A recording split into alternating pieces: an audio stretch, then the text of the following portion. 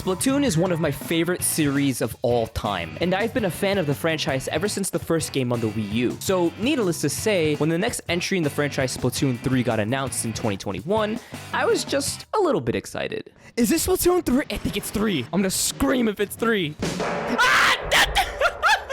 A lot of time has passed since that initial announcement, and right now we're less than 2 months out from Splatoon 3 coming out. With a given release date of September 9th and pre-orders being already available, you would think that I'd still be over the moon excited to dive into 3, and I thought I would be too, but to be completely honest, I'm a little bit concerned. And that's because from what we've seen, it doesn't feel like there's much new about Splatoon 3 from what we've seen so far. And I hate to say it, but at least right now, the Overwatch 2 comparisons aren't too far off. Now, I don't think that Splatoon 3 is going to be anywhere near as laughable as Overwatch 2 is in terms of it being a glorified update with a sequel moniker attached to it, but let's take a look at why I'm feeling this way. In the time since Splatoon 3's first initial reveal trailer last year, we've gotten 2 real trailers for the game, one showing off a very small snippet from the new story mode, and another confirming the return of Salmon Run from Splatoon 2, alongside a gameplay showcase of a standard multiplayer match, and that's pretty much it. While the story trailer gave fans of the series a little bit to chew on lore-wise,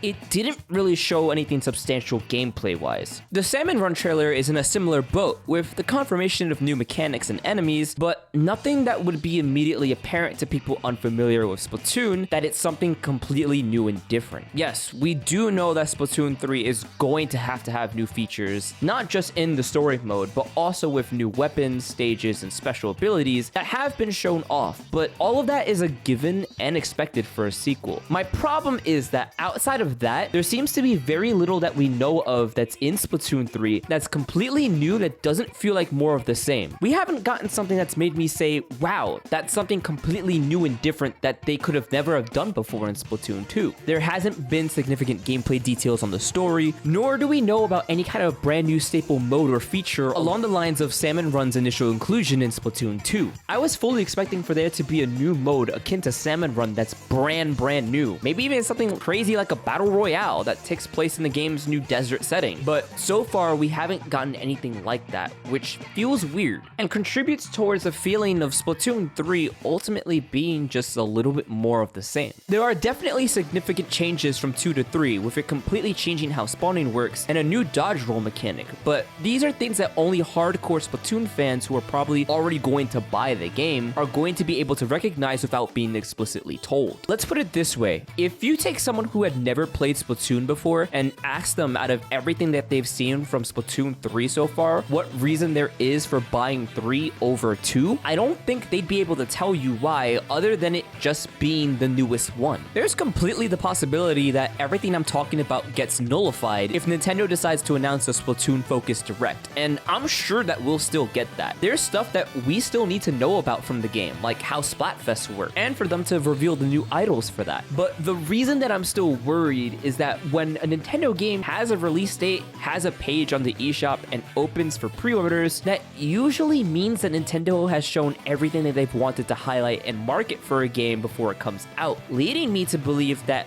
we aren't getting anything substantially new, because if there was something like a brand new mode, they would have wanted to reveal it by now already. Splatoon games usually have open betas before they come out, which I'm sure we'll probably get sometime in August, so there's a chance that we could see some new stuff from that, but again, all of this is up in the air because nothing has been confirmed yet. I know that I'll most likely still put in a stupid amount of time into playing Splatoon 3, but the reason that I'm a little bit miffed by what they've shown so far is that lately Nintendo hasn't had a good track record of releasing multiplayer titles with meaningful amounts of content at launch or supporting them over long periods of time. I don't think Splatoon 3 will be as dire as Switch Sports or any of the recent Mario spin-off games, since Splatoon has usually been pretty good with its post-launch support by comparison, and we also have gotten confirmation that all of the weapons from Splatoon 2 will be in 3, meaning that most of the content that they would add post-launch could be entirely new. I'm still excited for Splatoon 3, especially for it to be an opportunity to get friends who haven't played the games before interested in it, but I'm hoping that there's more under the hood of this game, both for new players and veterans that we haven't seen yet. Let me know in the comments if you're feeling similarly about Splatoon 3. And if you agree, don't forget to like and subscribe as well.